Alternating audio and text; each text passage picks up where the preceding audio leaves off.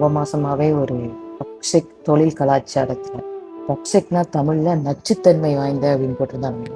So நச்சுத்தன்மை வாய்ந்த ஒரு தொழில் கலாச்சாரத்துல இருந்து வெளியில வந்தனால மைண்ட் வந்து ரொம்ப ரிலாக்ஸாக இருக்கு. So I thought of sharing a lesson that I went through.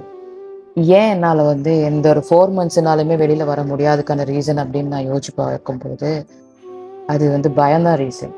So என்ன பயம் அப்படின்னு பார்த்தா ஃபைனான்ஷியல் பயம் ஆப்வியஸ்லி. அந்த பயத்தினால என்னால் வந்து ஒரு சில விஷயங்களுக்கு வந்துட்டு ஒப்போஸ் பண்ண முடியாமல் அது ஒரு 4 மந்த்ஸுக்கு வந்து நான் அட்ஜஸ்ட் பண்ண ஆரம்பித்து டாலரேட் பண்ண முடியாமல் இப்போ 4th month sorry 6th month வந்து நான் அதை லீவ் பண்ணிட்டேன். இதில் இன்னொரு விஷயம் என்னென்னா, நான் லாஸ்ட்டாக போட்ட வீடியோவுக்கு அப்புறம் ஒரு 4 கேர்ள்ஸ் வந்து எனக்கு மெசேஜ் பண்ணியிருந்தாங்க. அந்த 4 பேருக்குமே வந்துட்டு இருந்தது ஒரு ப்ராப்ளம் தான். It was chat. ஸோ 4 பேருக்குமே இருந்த கொஸ்டின் எப்படின்னா, I don't know whether my partner loves me. So இந்த கொஸ்டின் ஏன் வருது அப்படின்னா, she doesn't know about her self. அவங்களுக்கு என்ன வேணும், எந்த மாதிரியான ஒரு ட்ரீட்மெண்ட் வேணும், எப்படி பேசணும் அவங்கக்கிட்ட, வாட் ஷி டிசர்வ்ஸ் அப்படிங்கிறது வந்து அவங்களுக்கு தெரியாது. அவங்க வந்து பார்ட்னர் கிட்ட எதிர்பார்க்க போகிற நேரம் அந்த பார்ட்னர் அதுக்கு முரணாகும் போது இவங்களுக்கு ப்ராப்ளம் வருது. ஸோ இதுக்கு கூட நான் ரிசர்வ் இல்லையா அப்படின்னு இவங்களுக்கு தோணுது. அண்ட் அந்த பார்ட்னரோட சண்டை வருது. நீங்கள் என்ன பண்ணணும் அப்படின்னா, ஃபர்ஸ்ட் நோ யுவர் செல்ஃப். ஏன் எல்லாரும் எப்போ பார்த்தாலும் செல்ஃப் வேல்யூ பற்றி பேசுகிறாங்க, என்னடா இது எல்லாருமே இதை பற்றி பேசுகிறாங்க அப்படின்னா, செருப்படி வாங்கினேன் அப்படி தான் பேசுவோம்.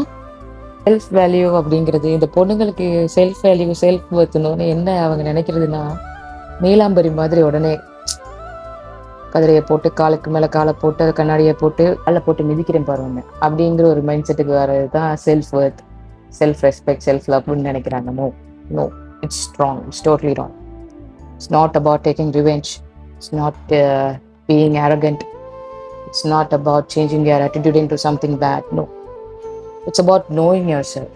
Let's say உங்களுக்கு வந்து பீச் பிடிக்கும் அப்படின்னா, நீங்கள் மவுண்டன் பர்சனே உங்களை வந்து லவ் பண்ணாலும் அந்த பர்சனுக்கு தெரியும் உங்களுக்கு பீச் தான் பிடிக்கும் அப்படின்னு. ஸோ அந்த பாய் என்ன பண்ணுவான், பீச்சுக்கு கூட்டிகிட்டு போயிட்டு உங்களை இம்ப்ரெஸ் பண்ணுவான்.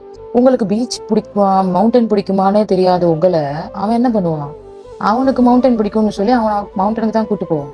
ஸோ நீங்கள் யாருன்னே தெரியாமல் உங்களுக்கு என்ன பிடிக்கும் என்ன தேவைன்னே தெரிஞ்சுக்காம ஒரு ஜீவனை உள்ள கமிட்மெண்ட்ல கொண்டு வந்து அந்த பையனை பிடிச்சி நீங்கள் இது வேணும் அது வேணும் அப்படின்னு ஃபோர்ஸ் பண்ணி அதை அவன் பண்ணலன்னோன்னா அவனை கம்ப்ளைண்ட் பண்ணிட்டு இருக்கீங்க.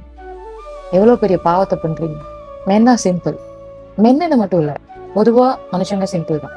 when you firmly know about yourself, they want to learn more about you. when you don't know about yourself, they want you to learn about themselves.